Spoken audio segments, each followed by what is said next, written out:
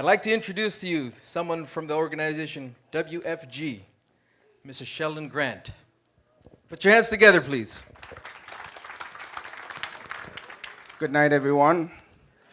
Before I go, I promised my 5-year-old daughter that I would same time her, so just say hi to Doriel for me, please. Everyone. All right, there you go. Okay, go to bed. Good night, everyone. So I met Jason a few weeks ago, and we were just talking about some financial concepts. And he was really impressed with what I had to say, and he thought it would be a good idea for me just to come and share some high-level ideas, because we're talking about mental health, right? And there are certain things that triggers mental health. We know that for the most part, it can be medically induced, right? It can be genetics. Sometimes, I know personally a family where almost the entire family suffer from some form of mental health. So that's in the DNA.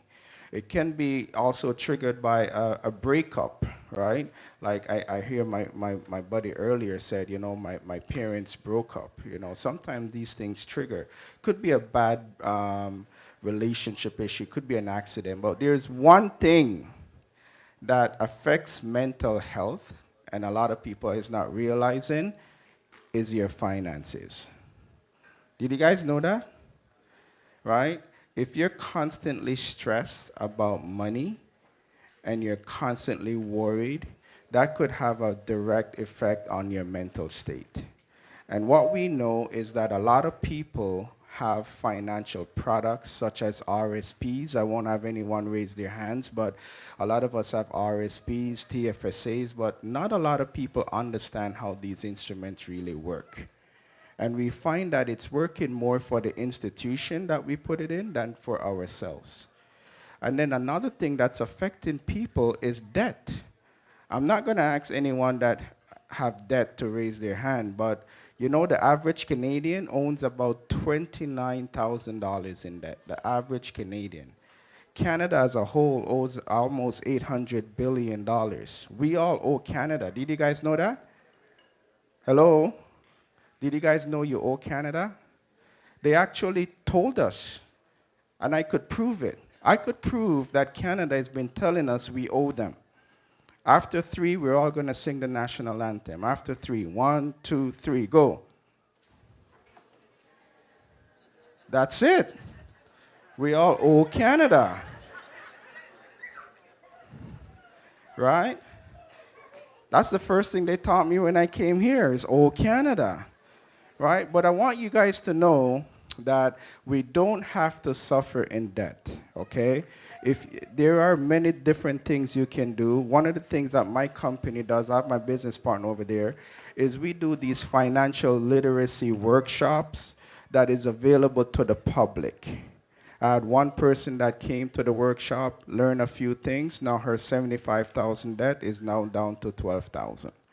Right? We don't have to suffer in debt. We don't have to suffer with bad cash flow. We don't have to see our investment not working for us. We can definitely learn. We have at our financial literacy workshop in North York every Wednesday and every Saturday, we run these workshops where people can come and learn about finance. And guess what? When you know, then you can do. And if you guys notice, there's one thing that's not in the curriculum, and that's financial literacy. I went to high school here. I went to university here. I was in the Canadian Armed Forces. Not one class on financial literacy.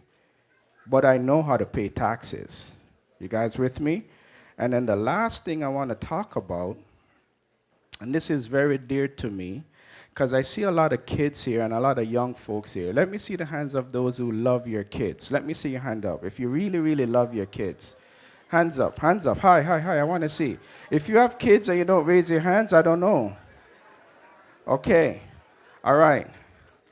Now, I just want us to be quiet just for 1 second. Just for 1 second. Just for 1 second. Just for 1 second.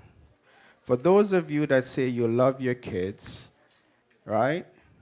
Just think, what kind of mental state will your kids be in if something should happen to you and you don't even have a will in place. Are you guys hearing me? You don't even have a will in place, right? There is nothing set aside for their future, right? A lot of times we're suffering second generational mental health because the parent did not set up the right provisions. You guys with me? So take this that we can make a change. We can change for ourselves. We can change for our kids. We can change for generations to come.